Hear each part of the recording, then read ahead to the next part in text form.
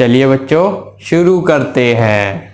चलो आ जाओ। देखो टॉपिक का नाम लंबा है इसलिए मैंने पहले ही लिख लिया, इलेक्ट्रिक फील्ड ड्यू टू।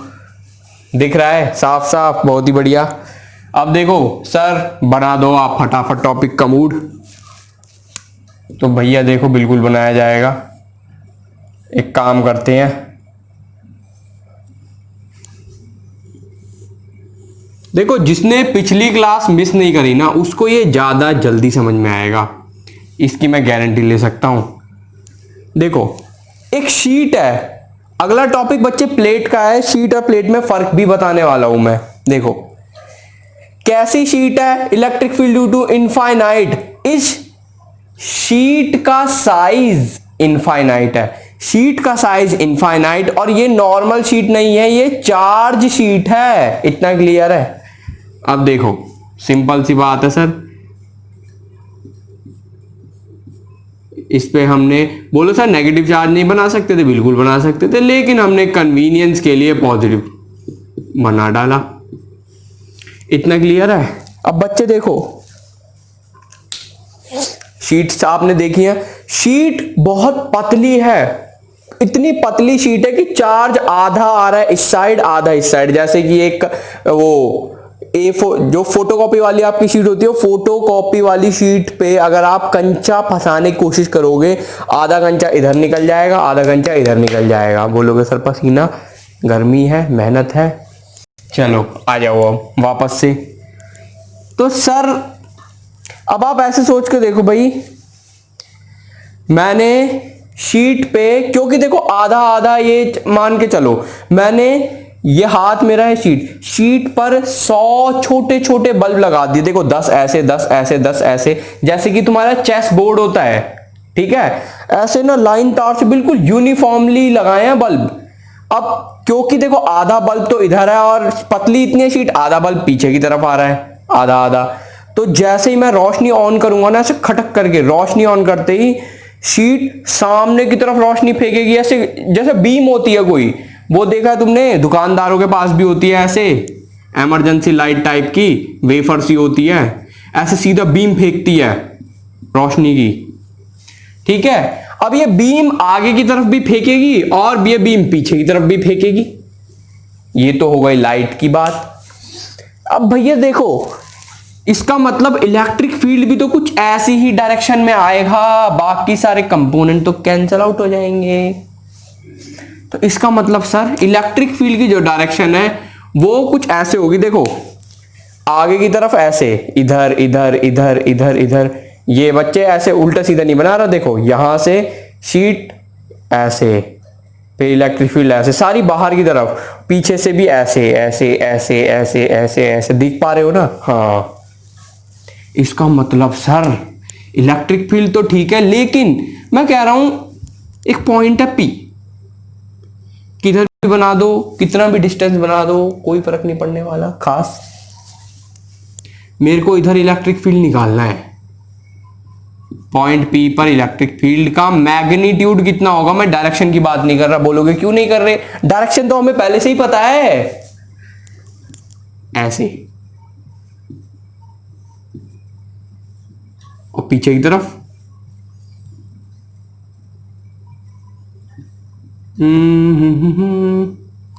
ठीक बनाई है। मैं देख लेता हूं कभी कभी भाई, टेढ़ी मेढ़ी तो नहीं बना दी मैंने कोई चीज,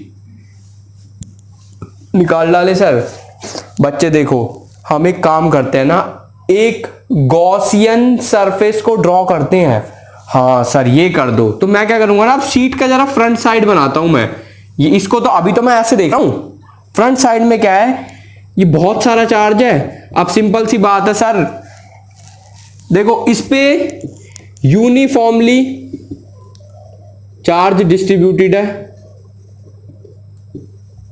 ठीक है। कैसे? Surface wise, uniformly charge distribution surface wise.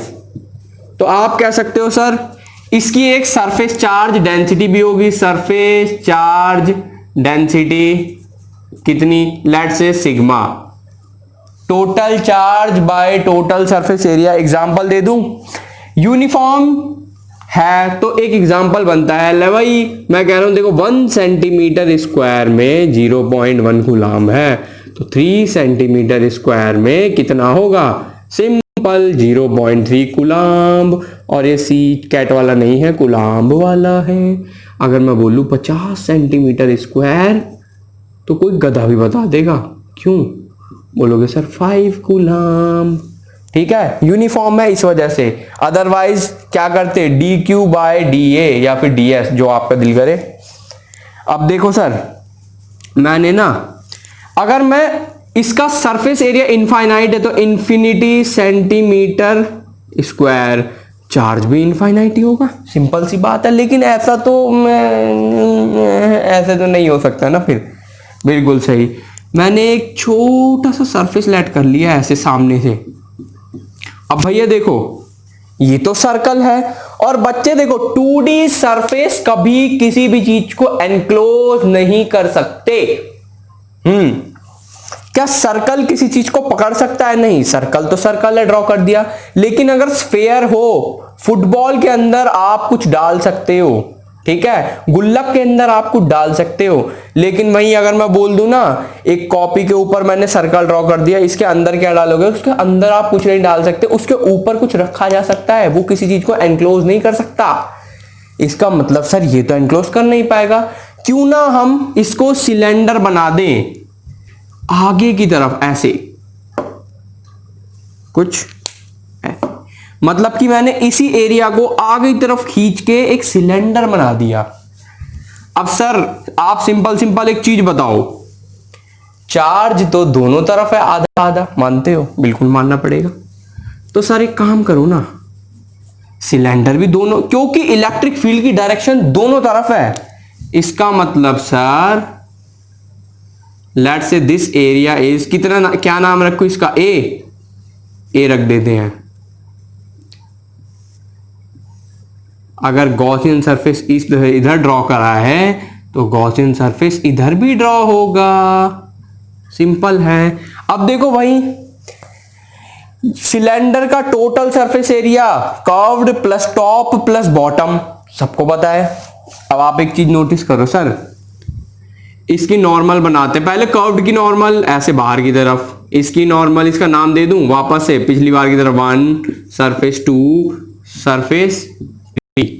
Electric field की डायरेक्शन देखो,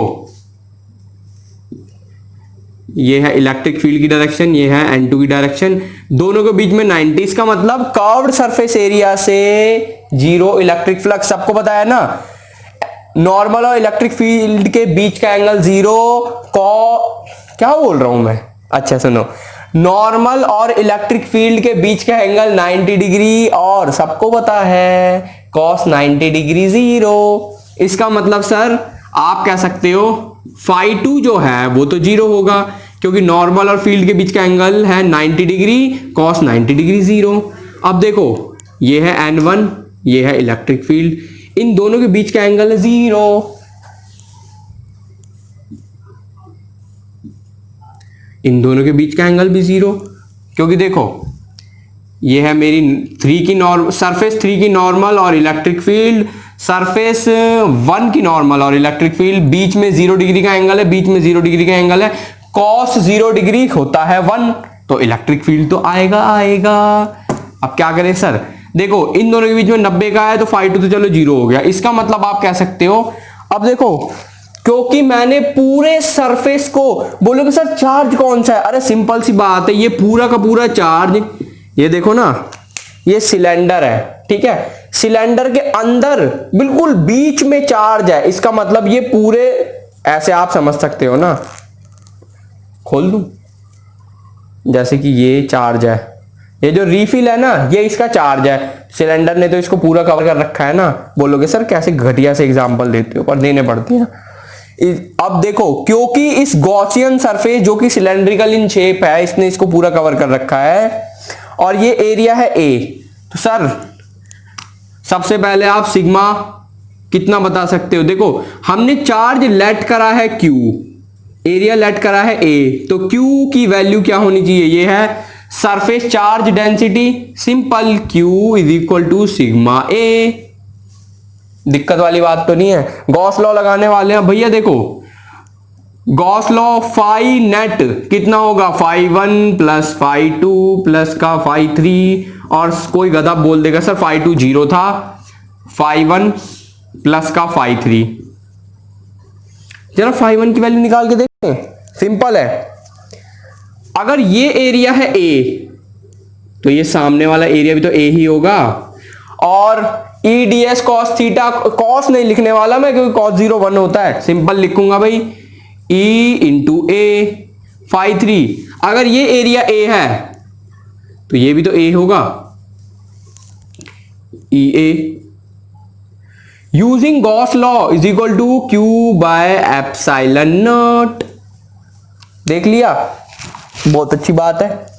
अब इसको मैं मिटाने वाला हूं। बोलोगे सर कितना घटिया बोर्ड है, बस तुम बच्चों के लिए तैयारी पूरी है। इन दोनों को जरा प्लस करना, तो तुम बोलोगे sir 2e a is equal to, अरे क्यू की वैल्यू ये रही sigma A by epsilon naught. A से ए कैंसल, कोई गधा भी बता देगा, sigma by 2 epsilon naught. Very very easy है ना। बस तो this is the end of the class. और बच्चे पढ़ते